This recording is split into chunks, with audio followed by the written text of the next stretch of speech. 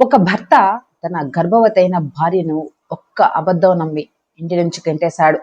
4 సంవత్సరాల తర్వాత అదే భార్య వేలాది మంది చప్పట్ల మధ్య వేదికపై నిలబడగా అతను ప్రేక్షకుల్లో తల వంచుకొని నిలబడ్డాడు. కానీ అందరికంటే పెద్ద షాక్ ఆమె పక్కన నిలబడి ఉన్న చిన్నారి ఎవరో తెలిసిన క్షణంలో వచ్చింది. అసలు ఆ 4 ఏళ్లలో ఏమైంది? ఎవరు ఈ కుటుంబాన్ని నాశనం చేశారు? హైదరాబాద్ నగరంలోని ఒక ప్రశాంతమైన కాలనీలో అర్జున్, మీరా అనే దంపతులు నివసించేవారు. ఇద్దరు ప్రేమించి పెళ్లి చేసుకున్నారు. అర్జున్ ఒక సాఫ్ట్వేర్ కంపెనీలో ఉద్యోగి. వారి మధ్య ఉన్న ప్రేమను చూసి అందరూ అసూయ పడేవారు.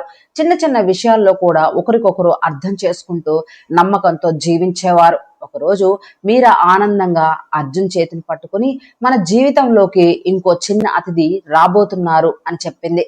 ఆ మాట విన్న అర్జున్ ఆనందంతో ఆమెను గట్టిగా హత్తుకున్నాడు. ఇది నా జీవితంలోనే అతి పెద్ద బహుమతి అని కళ్ళల్లో నీళ్లతో అన్నాడు. ఆ రోజు నుంచి వారి జీవితం మరింత సంతోషంగా మారింది. పుట్టబోయే బిడ్డ కోసం ఇద్దరు ఎన్నో కలలు కన్నారు. చిన్న చిన్న బట్టలు కొనడం, గది అలంకరించడం, పేర్లు వెతకడం, ప్రతి క్షణం ఒక పండుగలా గడిచేది. కానీ వారి సంతోషాన్ని చూసి ఒక వ్యక్తి మాత్రం లోపల అసూయతో రగిలిపోయేవాడు. అతడే వారి పొరిగింటి వ్యక్తి రాహుల్. రాహుల్ బయటికి నవ్వుతూ మాట్లాడినా లోపల మాత్రం అర్జున్ కుటుంబాన్ని ఎలా నాశనం చేయాలా అని ఆలోచించేవాడు. ఒక రోజు అతడు అర్జున్ ను కాఫీ షాప్ కు పిలిచాడు. అర్జున్, ఒక విషయం చెప్తే కోపం తెచ్చుకోకు అని సందేహంగా ప్రారంభించాడు. ఏమైంది? నేను చెప్పేది నీ మంచికే. మీరా గురించి కొన్ని విషయాలు నాకు తెలుసు. అర్జున్ ఆశ్చర్యంగా చూశాడు. ఏమంటున్నావు రాహుల్? తన ఫోన్ తీసి కొన్ని ఫోటోలు చూపించాడు. ఆ ఫోటోల్లో మీరా ఒక వ్యక్తితో మాట్లాడుతున్నట్లు కనిపించింది. ఇదెవరు అని అర్జున్ అడిగాడు. నాకు తెలియదు, కానీ చాలా సార్లు ఇద్దరు కలుస్తున్నారు. అర్జున్ మొదట నమ్మలేదు. అది అసంభవం. రాహుల్ నవ్వుతూ, నేను కూడా మొదట నమ్మలేదు, కానీ ఇవి చూడు అని కొన్ని నకిలీ స్క్రీన్ షాట్లు చూపించాడు. అవి నిజానికి కంప్యూటర్తో తయారు చేసిన నకిలీ చిత్రాలు. కానీ కోపంతో ఉన్న మనసుకు నిజం కనిపించదు. ఆ రోజు నుంచి అర్జున్ మనసులో అనుమానం మొదలైంది. మీరా మాట్లాడిన ప్రతి మాట, ప్రతి ఫోన్ కాల్, ప్రతి చిరునవ్వు కూడా అతనికి అనుమానంగానే కనిపించింది. మీరా మాత్రం ఏమీ అర్థం కాక బాధపడేది. ఏమైంది అర్జున్? ఎందుకలా దూరంగా ఉన్నావు? ఏమీ లేదు. నాతో ఏదైనా చెప్పు, చెప్పాల్సిన అవసరం లేదు. ఆ సమాధానాలు మీరా హృదయాన్ని గాయపరిచాయి. కొన్ని రోజుల తర్వాత రాహుల్ మళ్ళీ వచ్చి మరింత విషయం నింపాడు. నిన్న రాత్రి కూడా మీరా ఆ వ్యక్తిని కలిసింది. ఈసారి అర్జున్ పూర్తిగా కోపంతో రగిలిపోయాడు. ఈ సాయంత్రం ఇంటికి వెళ్ళగానే మీరాపై అరిచాడు. నిజం చెప్పు, ఎవరతను? మీరా షాక్ అయింది. ఏమంటున్నావు? నాటకాలు ఆపు, నాకు ఏమీ అర్థం కావడం లేదు. ఇవి చూడు అని ఫోటోలు చూపించాడు. అవి చూసి మీరా ఒక్కసారిగా ఏడవడం మొదలుపెట్టింది. ఇవి నకిలీవి అర్జున్, నువ్వు నన్ను నమ్మాలి. ఇంకా అబద్ధాలా? నిజంగా నాకు ఎలాంటి సంబంధం లేదు. చాలు, ఇక ఏ మాట కూడా వినను. మీరా అతని చేతిని పట్టుకొని వేడుకుంది. మన బిడ్డ మీద ఒట్టు, నేను తప్పు చేయలేదు. కానీ కోపం అర్జున్ కళ్ళను మూసేసింది. ఈ ఇంట్లో నీకు స్థానం లేదు. నేను గర్భిణిని అర్జున్. అది కూడా నాకు తెలియదు. అది ఎవరి బిడ్డదో. ఆ మాట వినగానే మీరా గుండె మొక్కలైపోయింది. కన్నీళ్లు ఆగలేదు. ఆమె తన కడుపును పట్టుకుని మెల్లగా బయటకు నడిచింది. వర్షం మొదలైంది. రాత్రి చీకటిలో ఒంటరిగా రోడ్డుపై నడుస్తూ నేను ఏ తప్పు చేశాను అని తన్ను తానే ప్రశ్నించుకుంటుంది. కొంత దూరం వెళ్ళగానే తల తిరిగి కింద పడిపోయింది. అప్పుడే అక్కడికి వచ్చిన ఒక వృద్ధురాలు ఆమెను చూసింది. అమ్మా, ఏమైంది? ఆమె పేరు సావిత్రి, వృద్ధ సామాజిక సేవకురాలు. వెంటనే ఆమెను ఆసుపత్రికి తీసుకెళ్ళింది. డాక్టర్ పరీక్షించి అమ్మాయి బాగానే ఉంది, కానీ చాలా మానసిక ఒత్తిడిలో ఉంది అని చెప్పారు. కొద్దిసేపటి తర్వాత మీరా మెలకు వచ్చింది. సావిత్రి తల నిమురుతూ, భయపడకమ్మా, నువ్వు ఒంటరిగా లేవు అని ధైర్యం చెప్పింది. మీరా జరిగిందంతా చెప్పి ఏడ్చింది. అదంతా విన్న సావిత్రి కళ్ళల్లో కూడా నీళ్లు వచ్చాయి. నిజం ఒకరోజు బయటపడుతుందమ్మా, కానీ అప్పటి వరకు నువ్వు బలంగా ఉండాలి. ఆ మాటలు విన్నా మీరా జీవితాన్ని మార్చేశాయి. మీరా చిన్న ఉద్యోగం మొదలుపెట్టింది. పగలు పని, రాత్రి చదువు, కడుపులో బిడ్డ, మనసులో బాధ. అయినా అడుగు వెనక్కి వేయలేదు.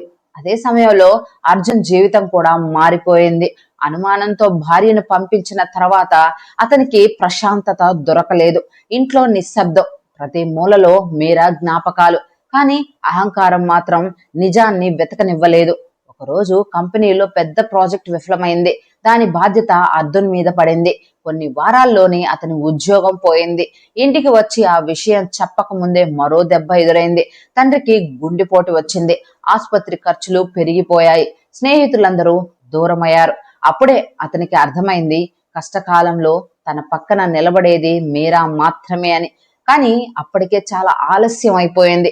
ఉద్యోగం కోల్పోయిన తర్వాత అర్జున్ జీవితం పూర్తిగా తారుమారైంది.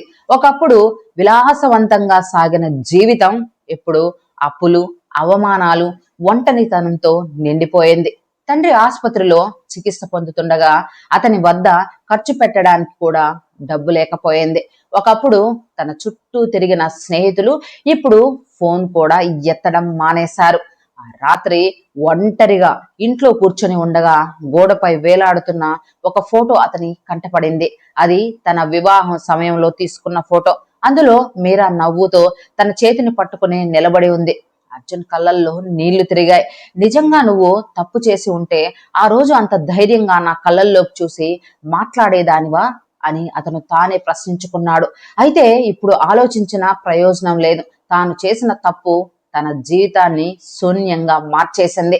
అదే సమయంలో సావిత్రి అమ్మ ఆశ్రమంలో కొత్త జీవితాన్ని ప్రారంభించిన మీరా ఒక్క రోజు కూడా వృధా చేయలేదు. ఆమె చిన్న కార్యాలయంలో డేటా ఎంట్రీ ఉద్యోగంతో ప్రారంభించింది.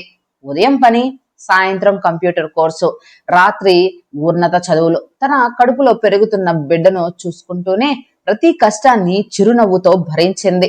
కొన్ని నెలల తర్వాత ఆమె ఒక అందమైన ఆడబిడ్డకు జన్మనిచ్చింది. సావిత్రి అమ్మ ఆ చిన్నారిని చేతిలోకి తీసుకొని, ఈ పాప పేరు ఆశ, ఎందుకంటే ఈ పాప నీ జీవితానికి కొత్త ఆశను తీసుకువచ్చింది అని చెప్పింది. ఆ రోజు నుంచి మీరా జీవితంలో కన్నీళ్ల కంటే ఆశ ఎక్కువైంది. ఆమె తన కూతుర్ని ప్రేమగా పెంచుకుంటూనే మహిళల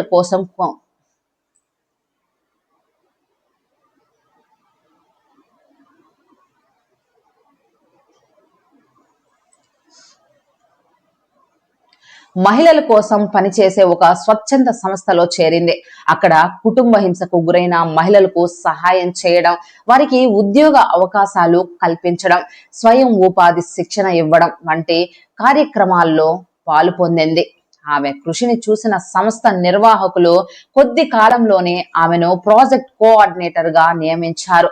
ఆమె నాయకత్వంలో వందలాది మహిళలు తమ జీవితాలను మార్చుకున్నారు. కొన్ని సంవత్సరాలలోనే మీరా పేరు హైదరాబాద్ అంతటా వినిపించడం ప్రారంభించింది. అనాథగా వచ్చిన మహిళ నేడు వందలాది మహిళలకు అండగా నిలిచింది అనే వార్తలు పత్రికల్లో, టెలివిజన్ ఛానల్లో ప్రసారమయ్యాయి. కానీ ఆ విజయాల వెనుక దాగి ఉన్న కన్నీటి కథను మాత్రం చాలా మందికి తెలియదు. 4 సంవత్సరాలు గడిచిపోయాయి. ఒకరోజు హైదరాబాద్ లో మహిళల ఆత్మగౌరవం, కుటుంబంలో నమ్మకం అనే అంశంపై భారీ సేవా కార్యక్రమం ఏర్పాటు చేశారు. ఆ కార్యక్రమానికి ముఖ్య అతిథిగా మీరాను ఆహ్వానించారు. అదే కార్యక్రమానికి ఉద్యోగం కోసం వచ్చిన అర్జున్ కూడా వాలంటీర్ గా పనిచేస్తున్నాడు. వేదికపైకి వచ్చిన మీరాను చూసిన క్షణంలో అర్జున్ గుండె ఒక్కసారిగా ఆగిపోయినట్టు అయింది. అది తాను 4 సంవత్సరాల క్రితం ఇంటి నుంచి పంపించిన అదే మీరా. కానీ ఇప్పుడు ఆమె కళ్ళల్లో బలహీనత లేదు, ఆత్మవిశ్వాసం ఉంది. ముఖంలో బాధ లేదు, గౌరవం ఉంది. వేదికపై వేలాది మంది చప్పట్ల మధ్య ఆమె ప్రసంగం ప్రారంభించింది. ఒక మహిళ జీవితాన్ని నాశనం చేయడానికి ఒక అబద్ధం చాలు, కానీ ఆమె మళ్ళీ నిలబడడానికి ధైర్యం, ఆత్మవిశ్వాసం, సమాజం అండ అవసరం. అర్జున్ తల వంచుకున్నాడు. ఆ సమయంలో మీరా పక్కన 5 ఏళ్ల చిన్నారి నిలబడి ఉంది. ఆ చిన్నారి నవ్వు, చూపు, ముఖం అన్ని అర్జున్ లాగే ఉన్నాయి. అతని గుండె బలంగా కొట్టుకుంది. ఇది నా కూతురే కదా అని మెల్లగా అనుకున్నాడు. కన్నీళ్లు ఆగలేదు. కార్యక్రమం ముగిసిన తర్వాత ధైర్యం చేసి మీరా దగ్గరికి వెళ్ళాడు. మీరా, ఆమె నెమ్మదిగా వెనక్కి తిరిగింది. కొన్ని క్షణాలు ఇద్దరు ఒకరినొకరు చూస్తూ నిలబడ్డారు. ఎలా ఉన్నావు అని అర్జున్ వణుకుతున్న గొంతుతో అడిగాడు. బాగున్నాను. ఆమె సమాధానం ప్రశాంతంగా ఉంది. ఈ పాప అని క్వశ్చన్ మార్క్ పెట్టాడు. మీరా చిన్నారిని దగ్గరకు తీసుకుని ఇది ఆశ అని మాత్రమే చెప్పింది. అర్జున్ చేతులు వణికిపోయాయి. ఆశ నా కూతురే కదా? మీరా మౌనంగా తల ఊపింది. ఆ ఒక్క క్షణం అర్జున్ ప్రపంచం మొత్తం కూలిపోయింది. తన కూతురు మొదటి అడుగు, మొదటి మాట, మొదటి పుట్టినరోజు ఏదీ తాను చూడలేదు. అన్ని తన చేతులతోనే కోల్పోయాడు. అంతలో అక్కడికి రాహుల్ వచ్చాడు. వేదికపై నిలబడి మైక్ పట్టుకున్నాడు. నాకు ఒక నిజం చెప్పాలి. అందరూ ఆశ్చర్యంగా చూశారు. 4 సంవత్సరాల క్రితం అర్జున్ మీరాల జీవితాన్ని నాశనం చేసింది మీరా కాదు, నేనే. అందరూ ఒక్కసారిగా నిశ్శబ్దమయ్యారు. రాహుల్ కన్నీళ్లతో మాట్లాడసాగాడు. వారి ఆనందాన్ని చూసి నాకు అసూయ కలిగింది. ఫోటోలు ఎడిట్ చేశాను, నకిలీ చాట్లు తయారు చేశాను. అర్జున్ మనసులో అనుమానం నాటాను. మీరా ఎలాంటి తప్పు చేయలేదు. ఆ మాటలు విన్న ప్రతి ఒక్కరూ షాక్ కు గురయ్యారు. అర్జున్ కళ్ళ నుంచి కన్నీళ్లు ధారలా పడ్డాయి. తాను ఎంత పెద్ద పాపం చేశాడో ఇప్పుడు పూర్తిగా అర్థమైంది. అతడు మీరా దగ్గరికి వెళ్లి అందరి ముందే మోకాళ్ళపై కూర్చున్నాడు. మీరా, నేను చేసిన తప్పుకు క్షమాపణ చెప్పడానికి కూడా అర్హుణ్ణి కాదు. నువ్వు చెప్పిన ఒక్క మాట కూడా వినలేదు. మన బిడ్డ మీద ఒట్టేసినా నమ్మలేదు. నన్ను క్షమించగలవా అని ఏడుస్తూ ఆమె మోకాళ్ళపై తల వంచాడు. అక్కడి ఉన్న వారి కళ్ళల్లో కూడా నీళ్లు మెరిశాయి. కొన్ని క్షణాలు మీరా ఏమీ మాట్లాడలేదు. ఆమె తన కూతురు ఆశ వైపు చూసింది. తరువాత సావిత్రి అమ్మ చెప్పిన మాటలు గుర్తొచ్చాయి. ద్వేషం మనసును కాల్చేస్తుంది, క్షమ భవిష్యత్తును నిర్మిస్తుంది. మీరా నెమ్మదిగా అర్జున్ లేపింది. నేను నిన్ను క్షమిస్తున్నాను. అర్జున్ ఆశ్చర్యంగా ఆమె వైపు చూశాడు. కానీ ఒక షరత్ ఉంది. మన బంధానికి ఇకపై పునాది ప్రేమ కాదు, నమ్మకం. ఎప్పుడైనా అనుమానం వస్తే ముందు నన్నే అడగాలి. విన్న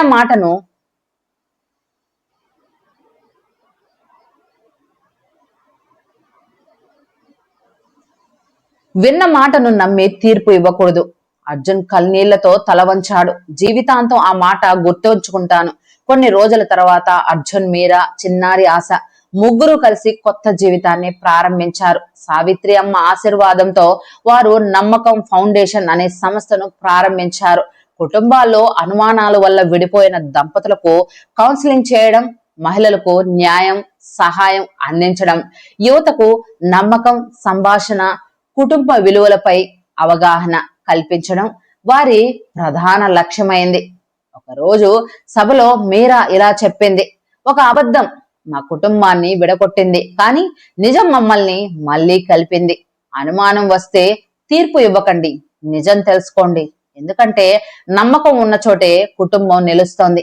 ఆమె మాటలు విన్న ప్రతి ఒక్కరూ నిలబడి చప్పట్లు కొట్టారు. అర్జున్ తన కూతురు ఆశను ఎత్తుకొని గర్వంగా నవ్వాడు. ఆ రోజు అతనికి ఒక విషయం పూర్తిగా అర్థమైంది. ప్రేమ ఒక కుటుంబాన్ని ప్రారంభిస్తుంది, కానీ నమ్మకమే ఆ కుటుంబాన్ని జీవితాంతం నిలబెడుతుంది. ఫ్రెండ్స్, మీకు ఈ స్టోరీ నచ్చింది కదా? నచ్చే ఉంటుంది. అయితే లైక్ చేయండి, సబ్స్క్రైబ్ చేయండి, కామెంట్ చేయండి. Thank you friends.